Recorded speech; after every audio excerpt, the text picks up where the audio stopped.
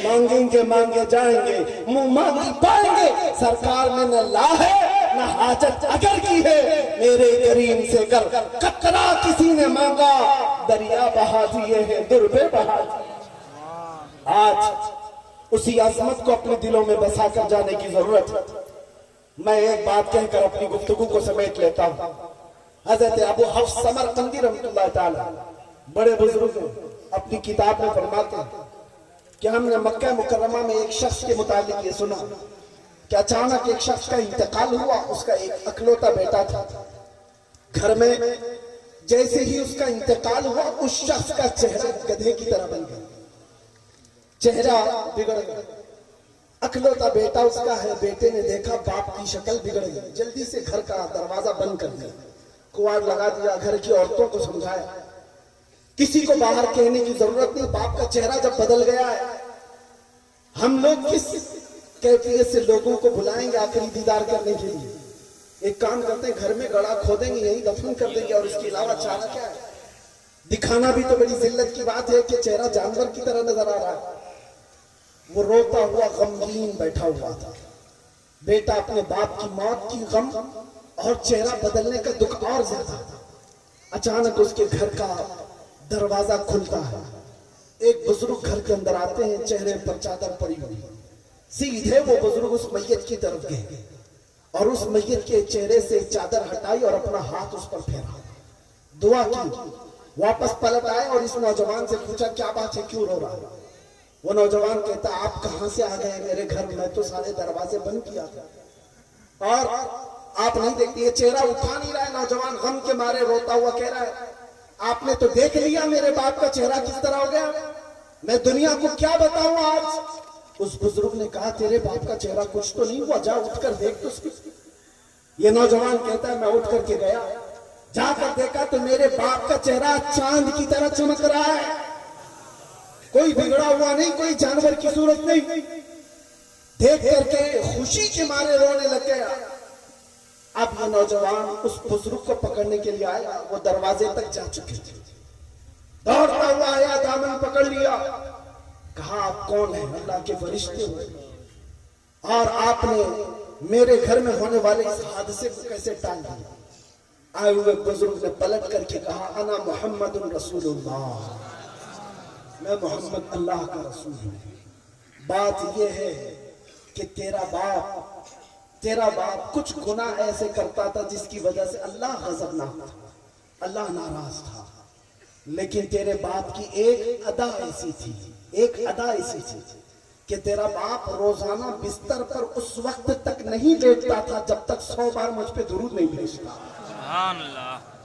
आज जब इसकी मौत हो गई, जो फरिश्ता इसका पढ़ा हुआ दुरूद मुझ तक लाता, उस फरिश्ते ने कहा, या रसूल अल्लाह, जो रोजाना आपके दरबार में दुरूद भेजता, उसके किसी गुनाह की वजह से अल्लाह ने उस पर अज़ाब की शक्ल पेश की है, आप करम फरमा दें। हुजूर फरमाते हैं, मैं तेरे घर आया, इसका चेहरा बदला हुआ था, मैंने तेरे बाप के चेहरे पर हाथ रखकर अल्लाह से अर्ज की कि मौला, जो चेहरा मुझ पर दुरूद पड़ता है उस चेहरे को तू अच्छी शक्ल दे दे। मौला ने मेरी सिफारिश पर तेरे बाप के चेहरे को चांद की तरह बना दिया।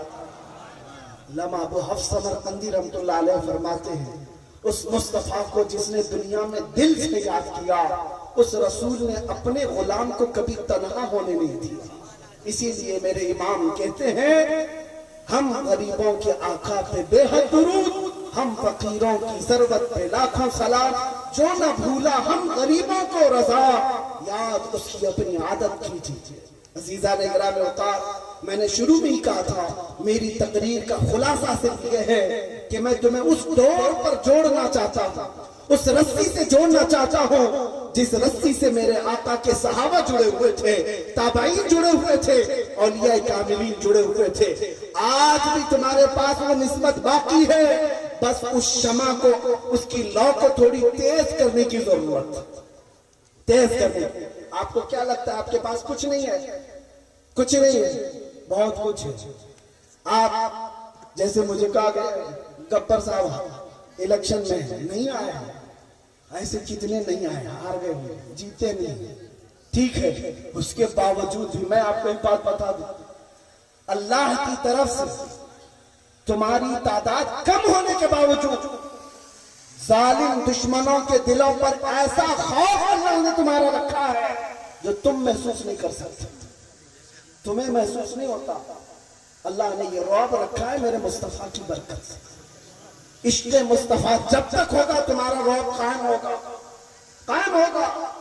और आज वो निस्बत तुम्हारे पास बाकी, यूं ही ये मीडिया 24 घंटे तुम्हारे लिए नहीं भोगती।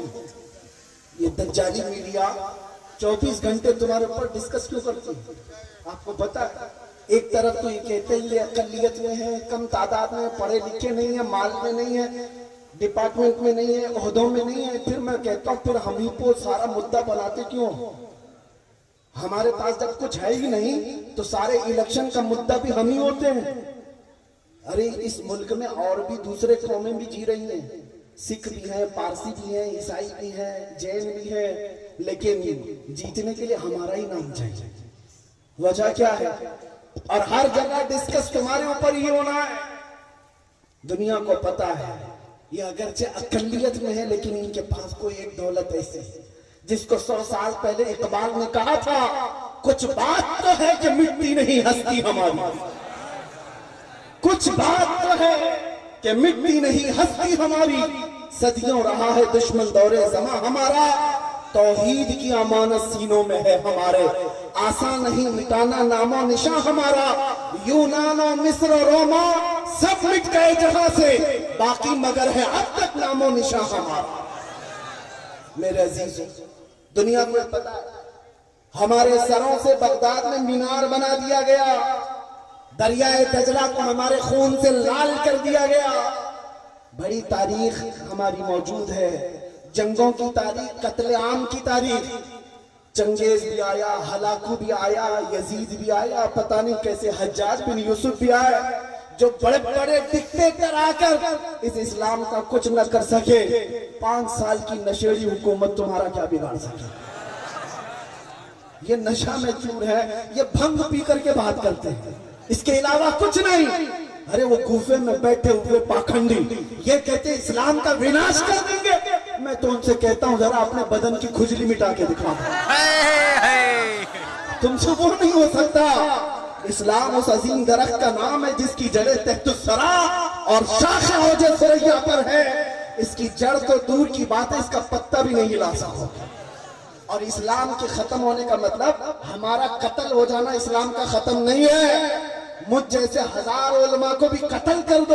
अंग्रेजों ने देखा है आजादी के मौके पर 30,000 उलमा को सूली पर चढ़ा कर देखा है। आओ ब्रिटिश को बुला करके पूछो, ये बड़े बड़े उलमा को तुम तो यहाँ लटका कर गए थे, लेकिन अभी भी तो हर कौम पुकारती है लब्बैक या रसूल अल्लाह। आज भी ये जिंदा है। उन्हें मालूम होना चाहिए ये गर्दनों को काट देने का नाम इस्लाम का खत्म नहीं है। इस्लाम तेरी नब्ज न डूबेगी हश्र तक, तेरी रगों में रवा खून है 4 यार का।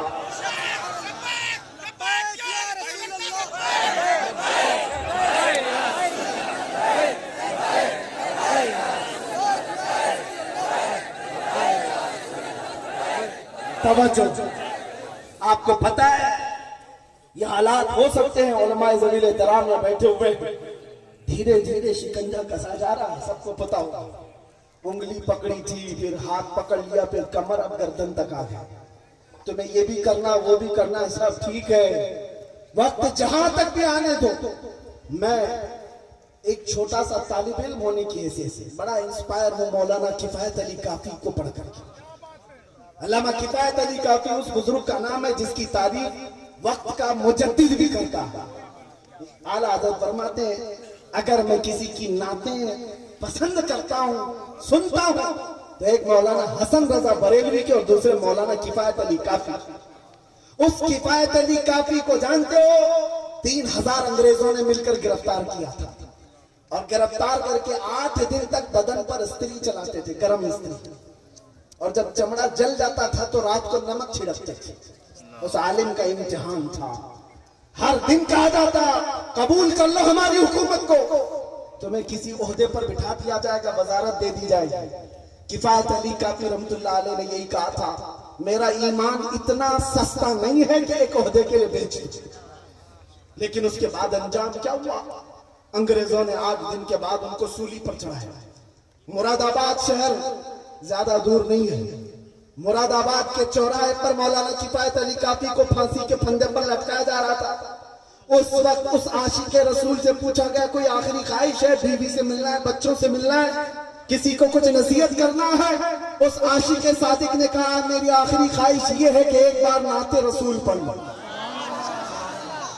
फंदे पर जाने से पहले पुकार कर कहने लगे, कोई गुल बाकी रहेगा न चमन रह जाएगा, पर रसूलुल्लाह का दीने हसन रह जाएगा।